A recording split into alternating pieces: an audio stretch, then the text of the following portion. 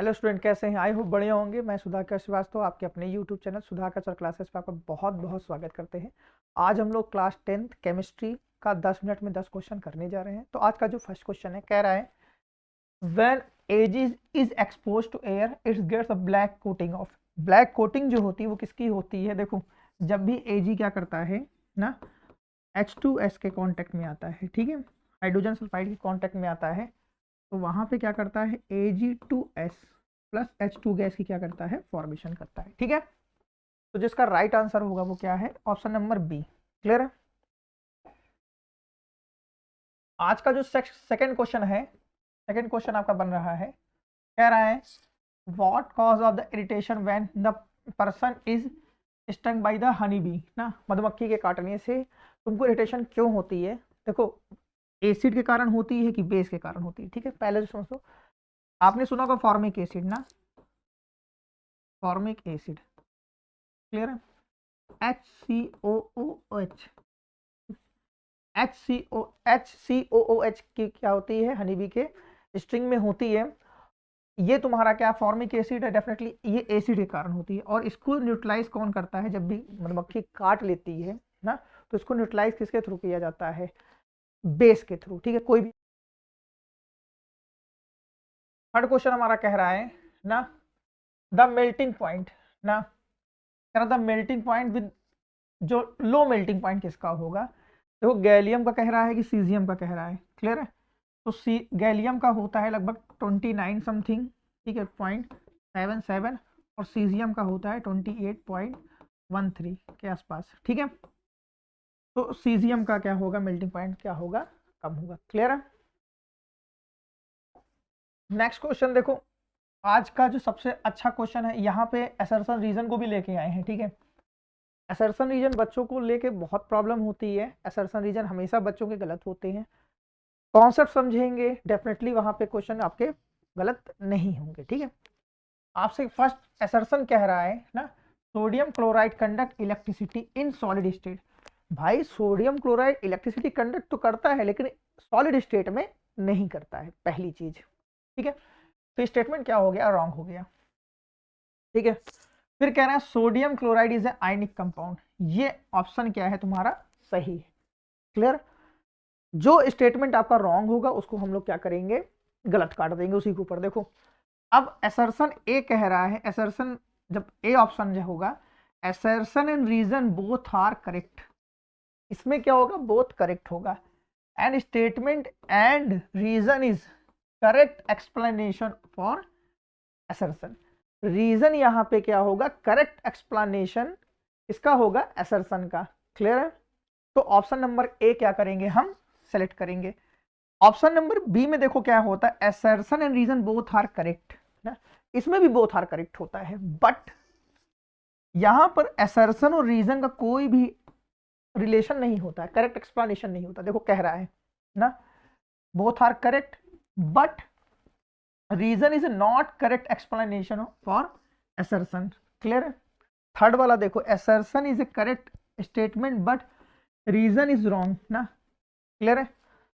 फिर नेक्स्ट वाला कह रहा है assertion is wrong, assertion wrong है but reason is correct explanation. Select कर लो। देखो, ऑप्शन नंबर डी यहाँ पे बन रहा है। ऑप्शन नंबर डी इसलिए बन रहा है कि असर्शन इज रॉन्ग। देखो, असर्शन यहाँ पे क्या है तुम्हारा, रॉन्ग है। देखो, ठीक है, but reason is correct explanation, reason क्या है तुम्हारा, करेक्ट एक्सप्लेनेशन। तो यहाँ ऑप्शन नंबर क्या बनेगा भैया, D.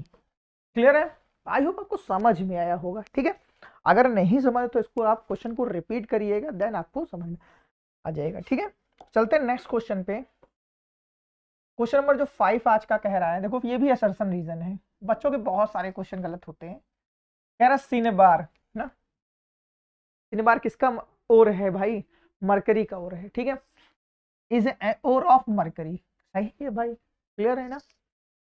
Metal low in the reactivity series, अगर कोई रिएक्टिविटी सीरीज है जो नीचे की तरफ मेटल है, डेफिनेटली वो कौन से है तुम्हारे, वेरी रिएक्टिव एलिमेंट। नहीं भैया, ये गलत हो गया।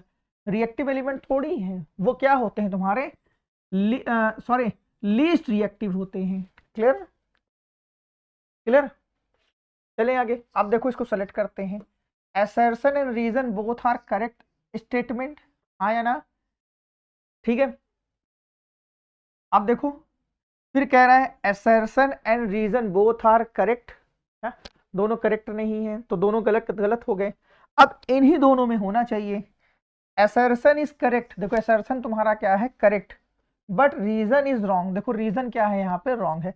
तो ऑप्शन नंबर सी क्या होगा तुम्हारा, यहाँ पे क्वेश्चन का आंसर आ गया, हाँ या ना?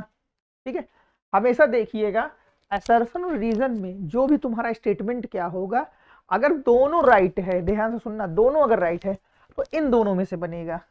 अगर दोनों में से कोई एक गलत हो गया तो हमेशा इन दोनों कट करके नीचे आ जाना। ठीक है, बहुत टेक्निक है, बहुत अच्छी टेक्निक है। हमेशा अगर दोनों राइट होगा तो इन दोनों में सेलेक्ट कर लेना, ए और बी से। अगर दो में कोई भी एक गलत हो गया तो डेफिनेटली सी और डी को सेलेक्ट कर लेना। ठीक है, चले आगे।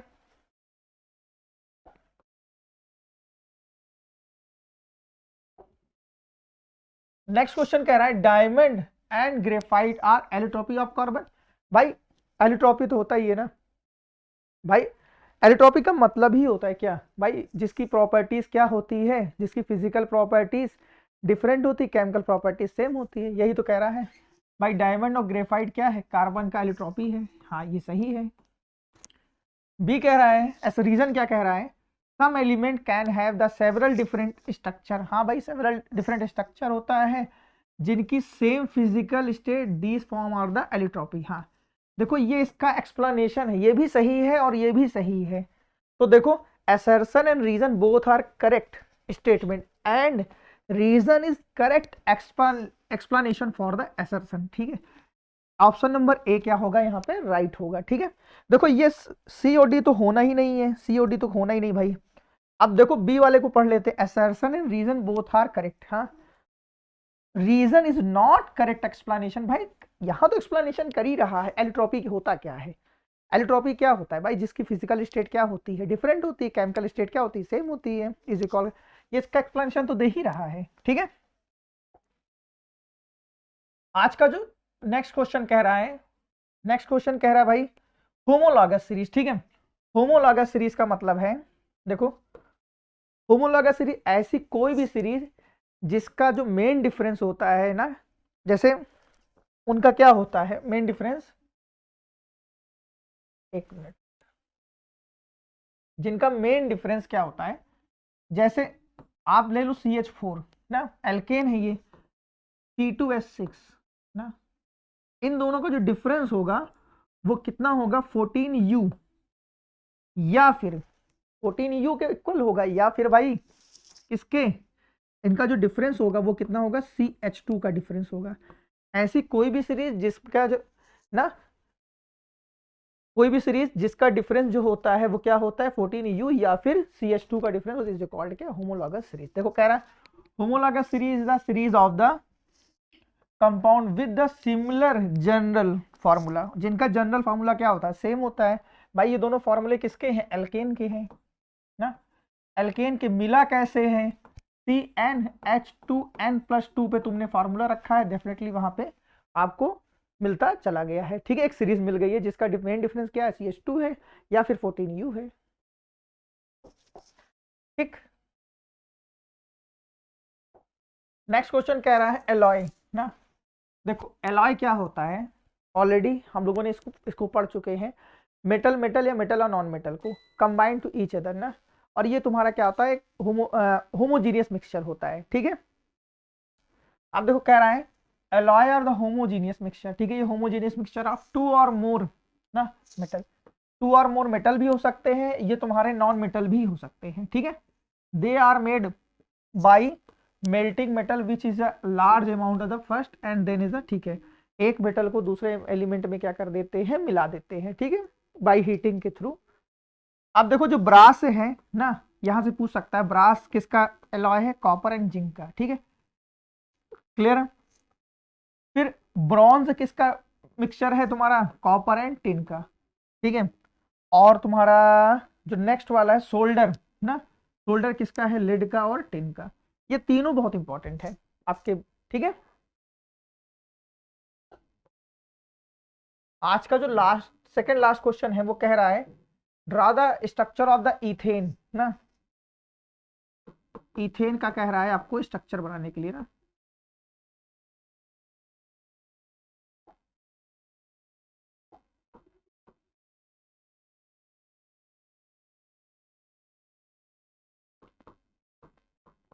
इथ मतलब कितने कार्बन, देखो इथ लिखा है ना, इथ मतलब कितने कार्बन, 2 कार्बन, और सबके बीच में सिंगल बॉन्ड ना। तो देखो कार्बन कार्बन के बीच में सिंगल बॉन्ड है, कार्बन टेट्रावेलेंसी फॉर्म करता है, बन गया।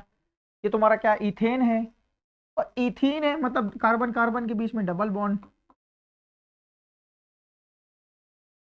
ठीक है। इथाइन है, इथाइन मतलब कार्बन का, वाई एन ई का मतलब क्या होता है भाई, वाई एन का मतलब कार्बन कार्बन क्या, ट्रिपल बॉन्ड, ठीक है। इन का मतलब क्या होगा, डबल बॉन्ड, और तुम्हारा एन का मतलब तुम्हारा कार सिंगल बॉन्ड। और सब में क्या इथ कॉमन है, इथ मतलब 2 कार्बन के लिए बात हो रही है, ठीक है।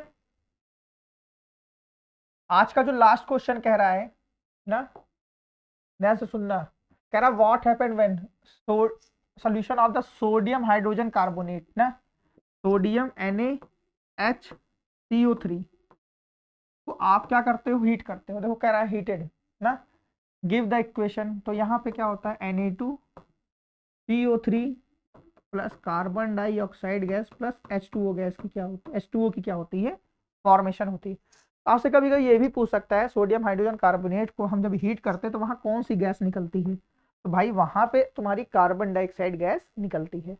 आई होप आपको वीडियो अच्छा लगा तो वीडियो को लाइक करिए, चैनल को सब्सक्राइब करिए। अगर आपको लगता है कि किसी और चीज की नीड है तो डेफिनेटली कमेंट बॉक्स में लिखिए, ठीक है।